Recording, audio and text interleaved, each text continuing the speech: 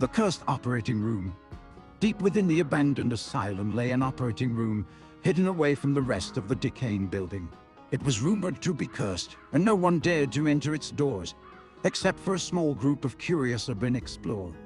The group consisted of 4 friends, Sarah, Mark, Ben, and Olivia. They had heard rumors about the cursed operating room and wanted to investigate for themselves. They entered the asylum through a broken window and made their way through the dark, airy halls. As they approached the operating room, they felt a chill run down their spines. The door creaked open, and they stepped inside. The room was covered in a thick layer of dust, and cobwebs hung from the ceiling. The group began to explore the room, examining the rusty surgical instruments and the broken-down equipment. Suddenly, they heard a loud crash, and the door slammed shut behind them. They were trapped. Panic set in as the group realized they were locked in the cursed operating room. As they looked around, they began to see strange shadows moving around them, and a feeling of dread washed over them. One by one, the group began to experience terrible nightmares and visions of their own death. Sarah saw herself on the operating table, surrounded by doctors with twisted faces, ready to perform a gruesome procedure. Matt saw himself falling off a cliff, his body hitting the rocks below. They tried to escape, pounding on the door and screaming for help. But no one came. The longer they stayed in the room, the more the nightmares intensified, and the group grew weaker and weaker. Days passed, and the group was eventually rescued by a team of urban explorers who had heard their screams, but the trauma they experienced in the cursed operating room stayed with them for the rest of their lives. They never forgot the feeling of being trapped and the horrifying visions they saw. The cursed operating room remained untouched and unexplored, a reminder of the evil that still lurked within the abandoned asylum, and no one dared to enter its doors again. The end. The demon in the basement. The old asylum had been abandoned for decades, its walls and corridors crumbling and overrun by weeds and vines. Rumors of hauntings and supernatural activity had circulated for years, but few dared to venture inside. That is until a group of curious teenagers decided to explore the asylum for themselves. As they descended into the basement, they felt a chill run down their spines. The air was thick with an unsettling energy, and they could hear strange whispers and moans echoing through the halls. They could barely see their way through the darkness, and the sound of their footsteps echoed ominously in the empty space. And suddenly, a guttural growl echoed through the corridor. The group froze, their hearts racing with fear. They had heard stories of a demon that lived in the basement, but they had never truly believed them. Now, as the growling grew louder and more intense, they realized that the stories may have been true. They cautiously moved forward, their flashlights barely piercing the darkness. As they turned a corner, they saw the demon for the first time. It was a towering dark figure with eyes that glowed red in the darkness. It let out a terrifying roar, and the teenagers scattered, each running in a different direction. One by one, the teenagers were caught by the demon. They screamed in terror as the demon consumed them, tearing at their flesh and devouring their souls. Those who managed to escape were forever changed, their minds forever haunted by the terrifying experience. Years later, the asylum was finally demolished, but the stories of the demon in the basement remained. Some say that the demon still haunts the area, waiting for its next victim to descend into the dark, foreboding depths of the abandoned asylum. The end. The ghostly orderly. The halls of the old asylum were silent and still, the only sound coming from the distant hum of the city beyond the walls. But there was a presence that lingered in those halls, a ghostly figure that had been seen by many visitors to the abandoned building. It was the ghost of an orderly, a man who had worked in the asylum many years ago and who had never left us. The story of the ghostly orderly had become a legend among ghost hunters and paranormal enthusiasts, and it was said that anyone who entered the asylum at night might catch a glimpse of him wandering the halls, carrying out his duties and attending to the patients, even in death. One evening, a small group of friends decided to explore the abandoned asylum for themselves. They had heard the stories of the ghostly orderly, and were eager to experience the thrill of encountering a real ghost armed with flashlights and a camera. They entered the old building, making their way down the long, dimly lit hallways. As they walked, they began to feel a sense of unease. The air seemed to grow colder, and strange noises echoed through the empty halls. Suddenly they heard the sound of footsteps, and they froze in fear.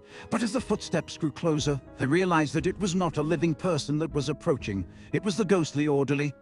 He appeared before them, dressed in an old-fashioned uniform and carrying a clipboard in one hand. He looked at them with a stern expression, as if he was still performing his duties as an orderly. The group was terrified, but they managed to snap a few pictures before the ghostly figure disappeared into the darkness. The group left the asylum quickly, shaken by the experience. They had seen the ghostly orderly with their own eyes, and they knew that the stories were true. The ghost of the orderly still wandered the halls, carrying out his duties and attending to the patients, even in death.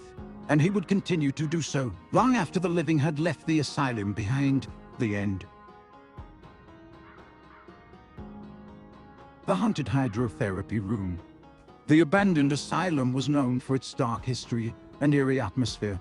The locals whispered about strange happenings in the building and warned outsiders to stay away. Despite the warnings, a group of urban explorers had made their way into the asylum, eager to uncover its secrets. As they made their way through the decaying halls, they couldn't help but feel a sense of unease. The walls were covered in peeling paint and the floors creaked under their footsteps. The group's leader, a young woman named Lily, led them through the labyrinth of hallways until they came to a locked door. "This is it," she said, producing a set of lockpicks. "The hydrotherapy room."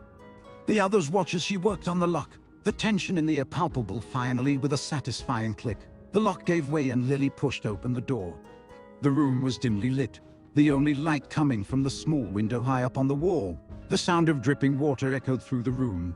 The group's flashlights illuminated the large pool in the center of the room, surrounded by metal bars and chains. It was clear that this had once been a place of great suffering. As they began to explore the room, strange things started to happen. The temperature dropped suddenly, causing them all to shiver. A gust of wind blew through the room. Though there were no open windows, then they began to hear voices. Whispers in the darkness. They couldn't make out what was being said, but the voices seemed to be coming from the walls themselves. Suddenly, Lily screamed, and the others turned to see her pointing at the pool. The water had begun to ripple, as if someone was swimming beneath the surface. They watched in horror as the water grew more agitated, until finally a ghostly figure rose to the surface. It was the ghost of a woman, her skin pale and translucent, her eyes empty and hollow. She floated there for a moment, staring at them with a silent accusation, before disappearing beneath the water once more. The group was shaken by the experience and quickly made their way out of the room, their minds racing with questions. Who was the woman in the pool? What had happened to her? And most importantly, what other secrets did the asylum hold? The end. The Malevolent Matron. It was a dark and stormy night when Sarah, a new nurse, arrived at the old asylum. She had heard rumors about the building being haunted, but she didn't believe in ghosts. She was just happy to have a job, especially since it was in her field of expertise. Sarah was given a tour of the facility by the head nurse, who warned her about the Malevolent Matron. The matron, she said, had worked at the asylum for many years before she died under mysterious circumstances. Her spirit was said to still wander the halls, terrorizing anyone who crossed her path. At first, Sarah dismissed the story as an old wives' tale, but as the days went on, she began to experience strange occurrences. She would hear footsteps in the empty hallways, doors would slam shut on their own, and she would catch glimpses of someone out of the corner of her eye. One night, Sarah was working the night shift alone. She was making her rounds. She heard a voice whisper her name. She froze in fear, knowing that she was the only person in the building. Suddenly, she heard footsteps approaching her from behind. She turned around, but there was no one there. She continued down the hallway. The whispers grew louder and more urgent. She could hear the matron's voice, warning her to leave before it was too late. Sarah was paralyzed with fear, unsure of what to do next. Just then, a cold breeze blew past her, and she felt a presence behind her. She turned around and saw the matron standing before her, her eyes blazing with an otherworldly fire. Sarah tried to run, but her legs wouldn't move. The matron approached her, her ghostly hand stretched. And suddenly, Sarah woke up in her own bed, drenched in sweat. She realized that it had all been a nightmare, but as she sat up in bed, she heard a voice whisper her name. She turned on the light, but there was no one there. From that day on, Sarah was never the same. She would often hear the matron's voice whispering to her, warning her of impending danger. She became reclusive and paranoid, refusing to leave the safety of her own home. And though she never returned to the asylum, she knew that the Malevolent Matron was still there, waiting for her. The end. The patient in room 13. The new patient, Sarah, was nervous as she walked down the dimly lit hallway towards room 13. She had heard stories about the Asylum's dark past and the rumors of paranormal activity that haunted the halls. But Sarah had no other choice. Her family had exhausted all other options, and this was the last hope for her recovery. As she entered the room, she felt an eerie chill run down her spine. The room was barren and cold, with peeling wallpaper and a flickering fluorescent light. But as the days went by, strange occurrences began to happen. Sarah would wake up in the middle of the night to find her belongings moved or her bed sheets tangled, as if someone had been in the room with her. One night, Sarah woke up to the sound of scratching coming from the corner of the room. She turned on her lamp and, to her horror, saw the word "leave" etched into the wall. She screamed. Sarah's mental state began to deteriorate rapidly as the strange occurrences continued. She became paranoid and convinced that something was after her. She begged the staff to move her to a different room, but they insisted that room 13 was the only available option. One night, Sarah woke up to find a figure standing at the foot of her bed. It was a woman dressed in a white gown with long black hair covering her face. Sarah tried to scream, but her voice was caught in her throat. The figure disappeared before her eyes, leaving Sarah trembling and traumatized. But the next morning, the staff found Sarah in a state of shock and immediately moved her to a different room. But the experience had left a lasting impact on Sarah, and she never fully recovered. She continued to have nightmares and see the figure in her dreams, haunted by the memory of room 13 and the sinister presence that resided there. The end. The Phantom Psychiatrist. Dr. Henry Porter had dedicated his life to helping those in need of mental health care. He was known as a kind and compassionate psychiatrist who always put his patients first. But one day, everything changed. It was a particularly stormy night at the asylum, and Dr. Porter was working late. He had been trying to help a patient who was struggling with severe depression and suicidal thoughts. As he was walking back to his office, he suddenly felt a cold breeze and heard a faint whisper in his ear. He turned around, but there was no one there. Over the next few weeks, strange things began to happen at the asylum. Patients and staff reported seeing a figure in a white coat walking the halls at night. Some claimed that the figure would appear in their dreams, whispering dark and disturbing thoughts into their minds, and all of them swore that it was Dr. Porter. At first, everyone thought it was just their imaginations running wild, but as the sightings became more frequent and more people began to report strange occurrences, the staff realized that something was very wrong. The new psychiatrist, Dr. Lisa Johnson, tried to investigate the phenomenon. She spoke to patients and staff, hoping to find an explanation for the strange occurrences. But no one could offer any explanation, and some patients even claimed that Dr. Porter's ghost was tormenting them. As the days went by, the sightings and disturbances continued to increase in frequency and intensity. Some patients became so frightened that they refused to leave their rooms at night, while others began to suffer from nightmares and hallucinations. Staff members were on edge and tensions were running high.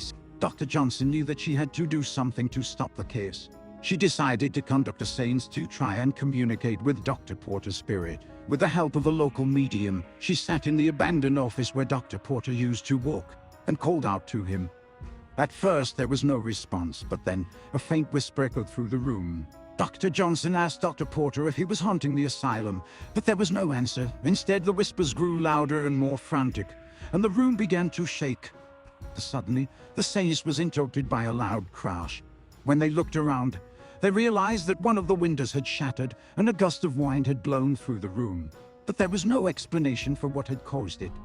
After that night, the sightings and disturbances slowly began to fade away. Patients and staff reported fewer and fewer encounters with Dr. Porter's ghost, until eventually they stopped altogether.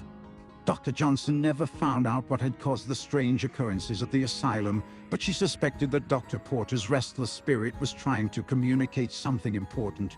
She hoped that he had found peace at last, but she couldn't shake the feeling that there was still something dark and unsettling lurking in the halls of the abandoned asylum. The end. The possessed patient. Emma had always been an introverted and shy person, preferring to keep to herself rather than engage in social activities. Her quiet demeanor made her the perfect target for bullies in school, and she was often picked on and ridiculed by her peers. But things took a dark turn when Emma was admitted to the local asylum after a failed suicide attempt. At first, Emma seemed to be adjusting well to life in the institution. She took her medications on time, attended therapy sessions, and even participated in group activities with other patients. But soon, strange things began to happen around her. It started with small things, like objects moving on their own and doors opening and closing by themselves. Emma tried to ignore it, thinking it was just her imagination, but the occurrences became more frequent and intense. She began to feel a presence in her room at night, as if someone or something was watching her. And then one night, everything changed. Emma woke up in the middle of the night, feeling an intense pressure on her chest. She couldn't move or speak, and her body was shaking uncontrollably. She felt as if something had taken control of her. Something evil and malevolent. The room was filled with a foul odor, and the air grew thick and oppressive. The doctors and nurses rushed in when they heard Emma's screams, but they were too late. Her body had been taken over by a demonic entity, and it was wreaking havoc on everyone around her. Furniture was thrown across the room, windows shattered, and the walls were covered in blood. The doctors tried everything they could think of to exorcise the demon from Emma's body, but nothing worked. They were at their wits' end when a new psychiatrist arrived at the asylum. Dr. Johnson had a reputation for dealing with cases like Emma's, and the other doctors were hopeful that he could help. Dr. Johnson spent hours with Emma, talking to her and trying to understand what was happening. He learned that Emma had always felt like she was being watched, and that she had never really felt safe anywhere. The demon had latched onto her fear and used it to gain control. Dr. Johnson performed an exorcism on Emma, calling on his faith and the power of prayer to banish the demon from her body. It was a long and difficult process, but in the end they succeeded. Emma was left shaken but unharmed, and the asylum returned to its usual quiet routine. But the experience left an indelible mark on Emma's psyche. She never fully recovered from the possession, and she spent the rest of her life haunted by the memories of that terrifying night. The demon had left its mark on her soul, and she knew that it would always be with her, lurking in the shadows and waiting for its next victim. The end. The tortured soul of the asylum. The abandoned asylum had stood empty for years, its once white walls now stained with time and neglect. Rumors of its dark past had circulated for decades, but no one knew for sure what had happened behind its doors. One night, a group of teenagers decided to explore the abandoned asylum. They had heard the stories and were eager to see if they were true. As they entered the building, they felt a chill run down their spines. The air was thick with a sense of unease. They made their way through the halls, their flashlights barely illuminating the way. As they approached one of the old patient rooms, they heard a strange noise like the sound of someone crying. Curiosity getting the better of them, they cautiously opened the door and stepped inside. There, in the center of the room, stood the ghostly figure of a young woman. She was dressed in the tattered remnants of a patient's gown, her long hair matted and unkempt. The teenagers froze in terror as she turned to face them, her eyes filled with rage and sorrow. "You shouldn't be here," she said in a voice that was barely a whisper. "This place is cursed. The staff, they tortured us." The teenagers could feel the cold fingers of fear tightening around their throats as the ghostly figure continued. "I died here, alone and forgotten, but I will not rest until those who wronged me and my fellow patients have paid for their sins." With that, the ghostly figure disappeared, leaving the teenagers alone in the darkened room. They knew then that the rumors were true. The asylum was haunted by the tortured souls of those who had suffered and died within its walls, and they knew they would never forget the haunting words of the tortured soul who still sought revenge on those who wronged her. The end. Whispers in the halls. The team of paranormal investigators had been planning their visit to the abandoned asylum for months. They had heard stories of unexplained phenomena and ghostly sightings, and they were determined to capture evidence that would prove the existence of the supernatural. As they made their way through the decaying halls of the asylum, the team felt a sense of unease. The building was dark and quiet, with an eerie stillness that seemed to hang in the air. The investigators set up their equipment and began their investigation, determined to find any evidence of ghostly activity. They started in the basement, where they had heard rumors of strange sounds and sightings. As they made their way down the creaky stairs, they were greeted with an oppressive silence. The only sound was the soft drip of water from a leaky pipe. But as they explored the dimly lit basement, they began to hear whispers and murmurs coming from the walls. At first, the team dismissed the whispers as their own imagination, but as they moved further into the basement, the whispers grew louder and more distinct. They sounded like the voices of patients and staff. murmuring and muttering incoherently. The team quickly set up their recording equipment and began to investigate the whispers in more detail. They listened intently, trying to make out what was being said. At first, the whispers were too faint to hear, but as they turned up the volume, the voices became clearer. They heard snippets of conversation, murmurs of fear and confusion, and even the sound of footsteps and rustling clothing. The whispers seemed to be coming from all around them, as if the walls themselves were alive with the voices of the past. The investigators continued to explore the asylum, moving from room to room, always listening for the whispers. They heard them in the old operating room, in the hydrotherapy room, and even in the patients' rooms. The whispers seemed to be following them, always just out of reach. As the night wore on, the team grew more and more exhausted. They had been investigating for hours, and they were starting to feel the effects of the oppressive atmosphere of the asylum, but still they pressed on, determined to capture as much evidence as possible. As they made their way through the final hallway, the whispers grew louder and more intense. They sounded like the voices of dozens of patients, all speaking at once, their words blending together in a cacophony of sound. And then suddenly, the investigators heard a loud, piercing scream that echoed through the hallway. They rushed towards the sound, their hearts pounding with fear and excitement. When they arrived at the source of the scream, they found nothing but a dark, empty room. As they left the asylum that night, the team was filled with a sense of awe and wonder. They had heard the whispers in the halls, and they knew that they had captured evidence of something truly supernatural. The asylum may have been abandoned, but the voices of the past still lingered within its walls. The end.